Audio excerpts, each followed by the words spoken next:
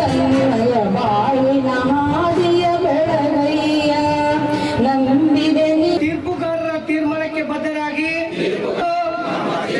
ಹಾಗೂ ರಾಜ್ಯಕ್ಕೂ ಗೌರವವನ್ನು ತರುವುದಲ್ಲದೆ ಕ್ರೀಡೆಗಳ ಉನ್ನತಿಗಾಗಿ ನಾಯಕ್ ಸಾಹೇಬರು ಮಾನ್ಯ ಲೋಕಸಭಾ ಸದಸ್ಯರು ತೇನೆ ಅದೇ ತರನಾಗಿ ಶ್ರೀಯುತ ಹೇಳ್ತಾನೆ ಇದ್ರೂ ವಾಕಿಂಗ್ ಹೋಗಿ ಬಂದರೆ ಏನು ಫರಕ್ ಬೀಳೋದಿಲ್ಲ. ಇಲ್ಲಾಂದ್ರೆ ಮನೆಯಲ್ಲೇ ವಾಕ್ ಕರೆಕ್ಟ್ಕೊಂಡ್ರು ಮನೆಯಲ್ಲಿ ವಾಕ್ ಮಾಡ್ಬೋದು.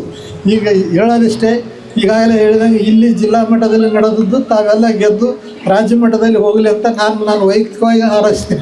ರಾಜ್ಯ ಮಟ್ಟದಲ್ಲಿ ಹೋಗಿ ಬಂದು ನಮ್ಗೆ ಯಾದಗಿರಿ ಭೇಟಿಯಾಗಿರಿ ಅಂದರೆ ನೀವು ಏನೇನೋ ಸಾಧಿಸಿರಮ್ಮಂಗ ಸುಮ್ಮನೆ ಈಗೇನು ನಾಮಕೆ ವ್ಯವಸ್ಥೆ ಬರೋದು, ನಾಮಕೆ ವ್ಯವಸ್ಥೆ ಆಡಿ ಹೋಗಿ ನಮ್ಮ ಯಾದಗಿರಿ ಇಲ್ಲೇ ಮತ್ತು 28ನೇ ಸ್ಥಾನಕ್ಕೆ ಇಡೋದು ಬೇಡ.